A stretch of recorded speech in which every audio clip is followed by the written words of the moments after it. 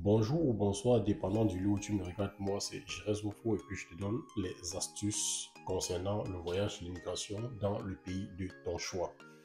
Donc aujourd'hui, je fais cette vidéo rapidement, vite fait, parce que j'allais me coucher et puis j'ai fait la revue des commentaires sur la dernière vidéo que j'ai eu à mettre sur la chaîne et j'ai vu beaucoup de questions qui venaient récurremment et c'est à cette question-là que je veux répondre maintenant.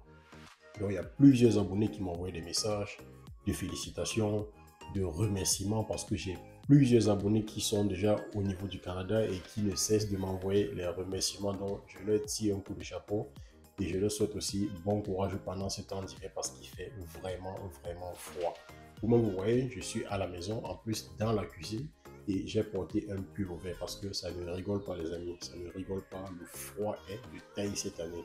Je crois que c'est l'année où il fait le plus froid, hein, si je ne me trompe pas. Mais de toutes les façons, c'est pas le sujet. Le sujet, c'est quoi? La question que les gars ont posée récurremment dans la vidéo que j'ai récemment postée, c'était quel est le programme le plus facile à utiliser pour arriver au Canada? Avant de répondre à cette question, je vais déjà t'inviter à t'abonner si tu es nouveau sur la chaîne. Si c'est ta première fois de me suivre, abonne-toi, clique sur la cloche de notification. Et surtout, n'oublie pas de partager la vidéo à ton entourage parce que dans cette chaîne, je t'amène à faire tes dossiers, tes documents toi-même, à les déposer à l'ambassade et enfin d'avoir ton visa sans toutefois passer par une agence de voyage qui risque d'arnaquer. D'accord? Donc, abonne-toi, clique sur toutes les touches de notification et puis on se retrouve après le générique pour la réponse à la question des abonnés.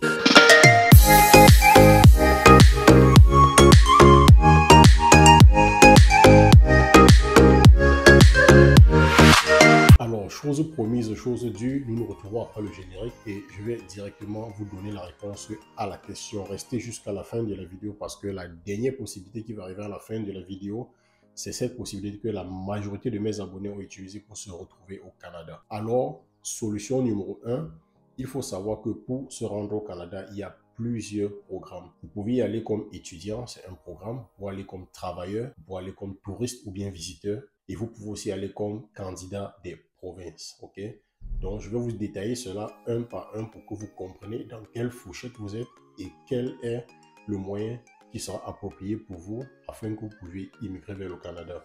Première des choses, si tu veux aller au Canada comme étudiant, il faut savoir que il te faut être bourré de fric, il te faut avoir un compte bancaire vraiment plein et minimum, il te faut aussi avoir un baccalauréat. Il y a beaucoup d'influenceurs, beaucoup de youtubeurs qui vont vous dire non, si tu vas aller au Canada, tu peux aller sans diplôme et tout et tout. Ça, c'est faux.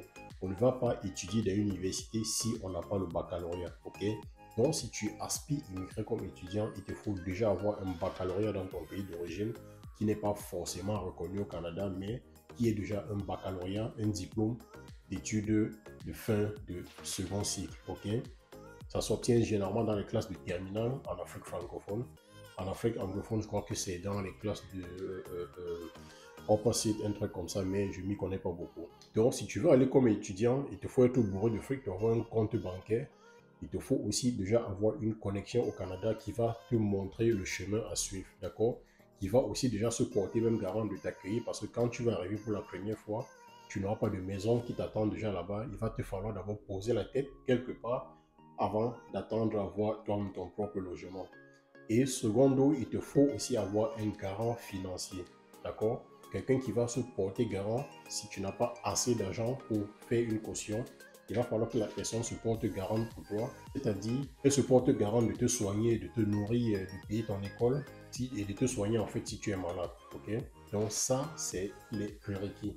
C'est les prérequis et en troisième position, il te faut aussi être à l'affût de l'information. Il te faut chercher l'information jour et nuit sans te reposer.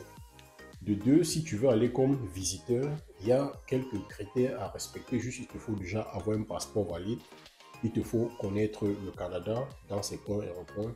Il te faut aussi avoir quelqu'un là-bas pour te donner les informations, pour te dire, voilà tel site que tu peux mettre dans ton dossier en disant que tu t'en vas visiter ce site.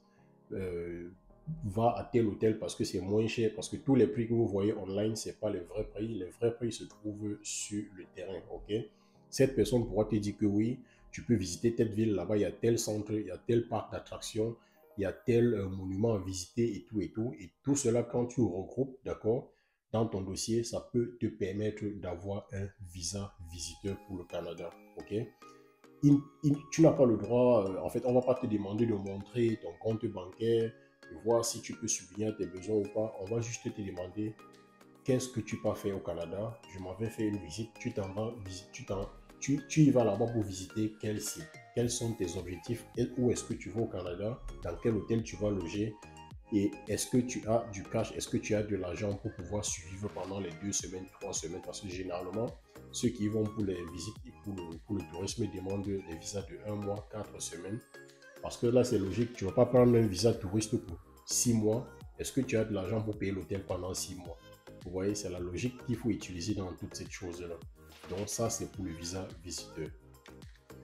Pour le candidat des provinces, il te faut avoir un CV bien fourni. Il te faut avoir l'expérience au niveau du boulot. Si tu as déjà travaillé quelque part, si tu as rassemblé beaucoup d'expérience, si tu as fait des formations dans ton pays d'origine, sache que c'est déjà bien parti pour toi sur les candidats des provinces parce que tu auras une plus-value. Les employeurs seront plus attirés par ton CV par rapport à ceux qui n'ont pas d'expérience de travail en fait. D'accord? Donc, il faut plus mettre l'accent du côté de l'expérience sur le travail. À part l'expérience sur le boulot ou bien les diplômes, les formations, ainsi de suite, il te faut aussi beaucoup t'informer et connaître l'histoire de la ville où tu vas. Il y a beaucoup de personnes qui s'envolent vers le Nouveau-Brunswick, mais qui ne savent même pas où se positionner. Certains qui veulent partir au Québec, mais qui ne savent même pas qu'au Québec, on parle français et ainsi de suite. Donc, il faut s'informer sur le Canada quand on veut y aller, surtout dans les candidats de province. Et en dernière position vient le regroupement familial, d'accord?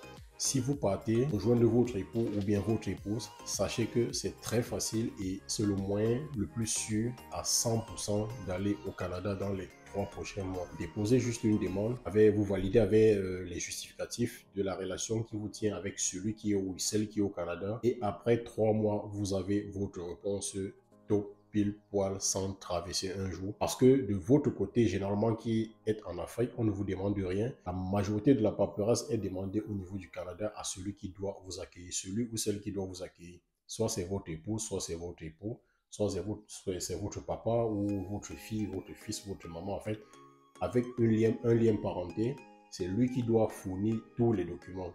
Les contrats de bail pour voir si sa maison peut contenir une autre personne, ses bulletins de paie pour voir s'il peut subvenir aux besoins de la personne à qui il veut faire le regroupement familial.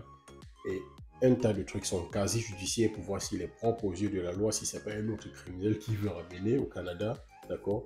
Donc, c'est le moyen le plus sûr, d'accord? Donc, ça veut dire que si vous avez déjà la famille au Canada, que vous avez des bons liens et que la personne se porte garant de vous faire un regroupement familial, sachez que ça a réussi à 100% et pas dans très longtemps. Maximum 90 jours, votre dossier est propre et vous êtes parti. On se dit à la prochaine vidéo. Si tu as des questions à poser sur n'importe quel des programmes pour aller au Canada, mets-les en commentaire et je te répondrai. On se dit à plus tard pour une nouvelle vidéo. Ciao, ciao.